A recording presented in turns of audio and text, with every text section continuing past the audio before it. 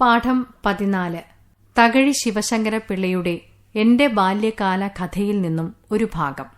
കഥയും അനുഭവവും. തകഴി ശിവശങ്കരപ്പിള്ളയുടെ ആത്മകഥയിൽ നിന്നൊരു ഭാഗമാണ് ഈ പാഠത്തിൽ നാം പഠിക്കുക. ഞാൻ 1 നിന്നു ജയിച്ച് 2 ക്ലാസ്സിലായി. അന്ന് 2 ക്ലാസ്സിലെ ഞങ്ങളുടെ സാറ് ഉമ്മൻ എന്നു പേരുള്ള ഒരാളായിരുന്നു. തലവടി പ്രദേശത്താണ് അദ്ദേഹത്തിന്റെ വീട്. ഒരു കൊച്ചു വള്ളത്തിൽ സ്കൂളിലേക്കു വരികയാണ് പതിവ്. നന്നേ ക്ഷീണിച്ച ആളായിരുന്നു അദ്ദേഹം. മുട്ടിനു താഴെ എത്തുന്ന ഒരു കമ്പിക്കരയൻ മുണ്ടും ഒരു തോർത്തുമാണ് സാധാരണ വേഷം. അപൂർവമായി ബനിയൻ പോലുള്ള അരക്കയ്യൻ ഉടുപ്പും ഇട്ടു കണ്ടിട്ടുണ്ട്. അന്നു 2 ക്ലാസ്സിൽ രചന എന്നൊരു പീരിയഡുണ്ട്. ആ പീരിയഡിൽ കഥ പറച്ചിലാണ്. ചിലപ്പോൾ സാർ തന്നെ കഥ പറയും. സാർ കഥ പറയുന്നത് കേൾക്കാൻ നല്ല രസമാണ്. എല്ലാ കുട്ടികളും ശ്രദ്ധിക്കുന്ന ഒരു പീരിയഡ് അതുമാത്രമാണെന്ന് പറയാം. അധികം താമസമില്ലാതെ രചനാ ക്ലാസ്സിൽ കഥ പറയുന്ന ജോലി എനിക്കായി തീർന്നു. 1 കൊല്ലമല്ല 2 കൊല്ലം. പറഞ്ഞാലും തീരാത്തിടത്തോളം കഥകൾ എന്റെ പക്കലുണ്ട്. അച്ഛൻ എങ്ങനെ കഥ പറഞ്ഞു കേൾപ്പിച്ചിരുന്നുവോ ആ രീതിയിൽ തന്നെയാണ് ഞാനും കഥ പറയാറ്. കഥയുടെ ഏതെല്ലാം ഭാഗത്താണോ അച്ഛൻ കൂടുതൽ വിവരണവും ബലവും കൊടുക്കാറ് ആ ഭാഗത്തെല്ലാം ഞാനും ബലം കൊടുത്തു പോന്നു. ഉമ്മൻ സാറും എന്റെ കഥാകഥനം കേട്ടു രസിച്ചതായിട്ടാണ് ഓർമ്മ. അച്ഛൻ ആംഗ്യങ്ങൾ കാട്ടിയും മുഖത്തു ഭാവവ്യത്യാസം വരുത്തിയുമാണ് കഥകൾ പറഞ്ഞു തന്നിരുന്നത്. ശരിക്കും കഥകളി രീതിയിൽ തന്നെ. നരസിംഹാവതാരം കഥ പറയുമ്പോൾ ഹിരണ്യകശിപു പ്രഹ്ലാദനോട് നിന്റെ നാരായണൻ എവിടെ എന്ന് ചോദിക്കുന്നത് കണ്ണുരുട്ടി കോപത്തോടെയാണ്. തൂണിലുമുണ്ട്, തുരുമ്പിലുമുണ്ട്, നാരിലുമുണ്ട്, ഞരമ്പിലുമുണ്ട് എന്ന നമ്പ്യാർ വചനം നിർഭയമായും എന്നാൽ ദൃഢമായ വിശ്വാസത്തോടു കൂടിയുമാണ് പ്രഹ്ലാദനായി അച്ഛൻ പറയുക. വാളെടുത്തു തൂണിൽ വെട്ടുന്നതും കാൽകലാശവും വാളുമില്ലെന്നേയുള്ളൂ. ത്രിസന്ധ്യയ്ക്ക് നരസിംഹം ഉമ്മറപ്പടിയിലിരുന്ന് ഹിരണ്യകശിപുവെ മടിയിൽ പിടിച്ചുകിടത്തി അയാളുടെ വയർ കീറി പിളർന്ന് രക്തം കുടിക്കുന്നതും കുടൽമാല വലിച്ചിളക്കി കഴുത്തിലണിയുന്നതും നാക്കു വളച്ചു കടിച്ച് ആനന്ദിക്കുന്നതുമെല്ലാം അച്ഛൻ അഭിനയിച്ചു കാണിക്കും. കൈലാസമിളക്കി രാവണൻ പന്താടുന്നതും പിന്നീട് കൈലാസത്തിനു താഴെ കൈയമർന്ന് വലിഞ്ഞുപോയ ഞരമ്പ് വീണക്കമ്പിയാക്കി രാവണൻ ശിവനെ സ്തുതിക്കുന്നതും മനസ്സിൽ പതിയുന്ന അഭിനയമായിരുന്നു. നളനും ഹംസവുമായി കണ്ടുമുട്ടുന്നതും നഹുഷൻ പെരുമ്പാമ്പാകുന്നതും അങ്ങനെ എല്ലാം ഉറപ്പിക്കേണ്ടതുറപ്പിച്ചും മനസ്സിൽ പതിയുമാറും അച്ഛൻ പറഞ്ഞുതരും. ഓരോ കഥയുടെയും ധർമ്മം പറഞ്ഞുതരാൻ അച്ഛനു വിട്ടുപോകാറില്ല. ഒരിക്കൽ എന്നേക്കുമായി ഉപേക്ഷിച്ച കലയോടുള്ള സ്നേഹം അച്ഛനിൽ അപ്പോഴും ഒഴിഞ്ഞുകിടന്നിരിക്കാം. ഇങ്ങനെ ഒരു അവസരം കിട്ടിയപ്പോൾ ആ വാസന ഉണരുകയായിരിക്കും. എന്നെ പഠിപ്പിക്കുക എന്നതിലേറെയില്ലെങ്കിലും ഒപ്പം തന്നെ ആ കഥ പറഞ്ഞും അഭിനയിച്ചും അച്ഛന് ആത്മസംതൃപ്തിയും കൈവന്നിരിക്കാം.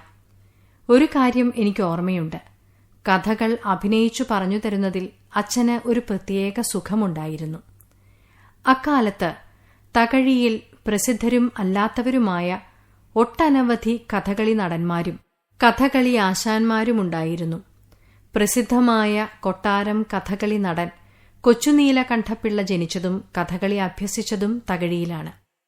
അദ്ദേഹത്തിന്റെ സഹോദരി അന്നുണ്ട്, ഇപ്പോൾ അനന്തരവരുമുണ്ട്. മാടപ്പുരയ്ക്കൽ കൊച്ചുനീലകണ്ഠപിള്ള എന്നാണ് തകഴിക്കാർ അദ്ദേഹത്തെ വിളിച്ചു പോന്നത്. തോട്ടം ശങ്കരൻ പോറ്റിയും തകഴിയിൽ താമസക്കാരനായിരുന്നു. അദ്ദേഹത്തിന്റെയും ഗുരു ചെങ്ങന്നൂർ രാമൻ പിള്ളയുടെയും ഗുരുവായ കൊല്ലന്ത്ര കേശവ പണിക്കർ. ഇങ്ങനെ പോകുന്നു അവരുടെ പട്ടിക. 3-4 ദിവസങ്ങളിലെങ്കിലും അന്നു കഥകളിയുണ്ടാവും. കേശവ പണിക്കരാശാൻ ഒരു ദേശസഞ്ചാരം കഴിഞ്ഞു വരുമ്പോൾ അദ്ദേഹത്തിന്റെ ശിഷ്യന്മാർക്കോ കഥകളി പ്രിയന്മാർക്കോ ഒരു തോന്നലുണ്ടാകുന്നു, ആശാന്റെ രൗദ്രഭീമൻ ഒന്നു കാണണമെന്ന്. അടുത്ത നിമിഷം തോട്ടം തിരുമേനിയെയും കൈപ്പകശ്ശേരി രാമൻപിള്ളയെയും ചെട്ടിയാർ പറമ്പിൽ രാമൻപിള്ളയെയും വിവരമറിയിക്കുകയായി. തകഴിയിൽ 3-4 സെറ്റ് കഥകളിക്കോപ്പുണ്ട്. പ്രസിദ്ധനായ തകഴി കുട്ടൻപിള്ളയുടെ ഗുരുവായ അണുക്കത്തു പാച്ചുപിള്ളയെയും വിവരമറിയിക്കും. ചെണ്ടക്കാരും മദ്ദളക്കാരും സ്ഥലത്തുണ്ട്. വിളക്കിനുള്ള എണ്ണ അമ്പലത്തിൽ നിന്നു കൊടുക്കും. സന്ധ്യയ്ക്ക് കേളി കൊട്ടി കഥകളിയുണ്ടെന്നറിയിക്കും. ഒരു ദിവസത്തെ ഇട കിട്ടിയാൽ മാത്തൂർ കുഞ്ഞുപിള്ള പണിക്കരോ ചെന്നിത്തല കുഞ്ഞുപിള്ളയോ കരിപ്പുഴ വേലുവോ ഒക്കെ എത്തും താനും. തുള്ളലിന്റെ കാര്യത്തിൽ ഇതിലും കൂടുതൽ പ്രാധാന്യം തകഴി ക്ഷേത്രത്തിനുണ്ടായിരുന്നു. പ്രസിദ്ധരായ തുള്ളൽക്കാർ എന്റെ ഓർമ്മയിൽ തകഴിയിലില്ലെങ്കിലും നമ്പ്യാരുടെ ശിഷ്യൻ തകഴിക്കാരനായിരുന്നു. അദ്ദേഹത്തിന്റെ ശിഷ്യൻ വളരെ പ്രസിദ്ധനായിരുന്നു. ആ ആൾ തകഴി കളിത്തട്ടിൽ തുള്ളുന്നത് എന്റെ അച്ഛന്റെ അമ്മ കണ്ടിട്ടുണ്ട്. മേടമാസം 1-ാം തീയതി മുതൽ പടയണിയുണ്ട്. അന്നെല്ലാം തുള്ളലുമുണ്ട്. തുലാത്തിലും കുംഭത്തിലും ധനുവിനും തുള്ളൽ നടത്തുക പടിത്തരമാണ്. അന്നൊക്കെ കഥകളി കാണുന്നതിലുമധികം എനിക്കു രസം തുള്ളൽ കാണുന്നതിലായിരുന്നു. കഥകളി ഇഷ്ടമാണെങ്കിലും മുഴുവൻ മനസ്സിലാക്കാൻ കഴിയായാലാവാം ഇത്. അന്നു മാഞ്ചുവടുകളിലും ഗന്ധർവന്റെ അമ്പലങ്ങളുടെ മുറ്റത്തുമെല്ലാം പച്ചപ്പകലിലും കഥകളിയുടെ പാട്ടും കൊട്ടും കേൾക്കാം. മുഖത്തു ചെങ്കല്ലും കരിയുമാണ് തേക്കുക. ചുട്ടി ചുണ്ണാമ്പുകൊണ്ടാക്കാമെന്ന് വെച്ചാൽ മുഖം പൊള്ളും. കിരീടം പാള കൊണ്ടാണ്.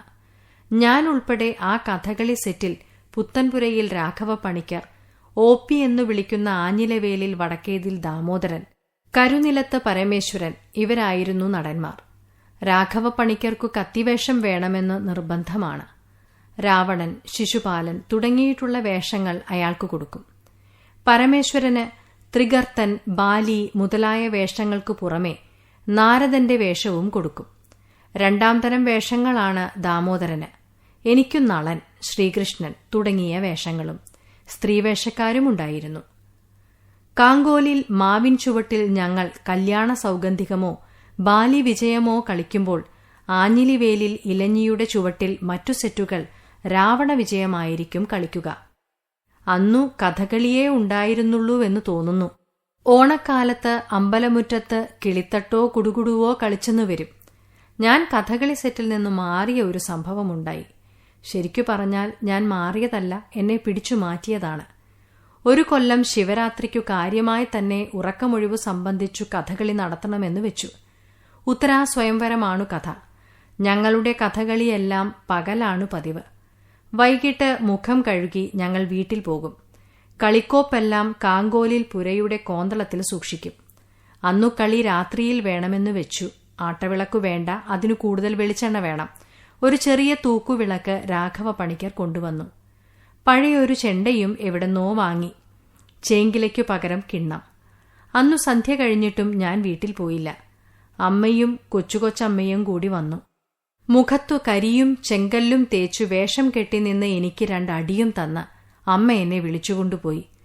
അരങ്ങത്തുനിന്ന് അലറിയ രാഘവ പണിക്കർ സ്ഥലം വിട്ടു. പിന്നെ ഞാൻ കഥകളിക്കു വേഷം കെട്ടിയിട്ടില്ല. ആഗ്രഹമില്ലാഞ്ഞല്ല, എന്നെ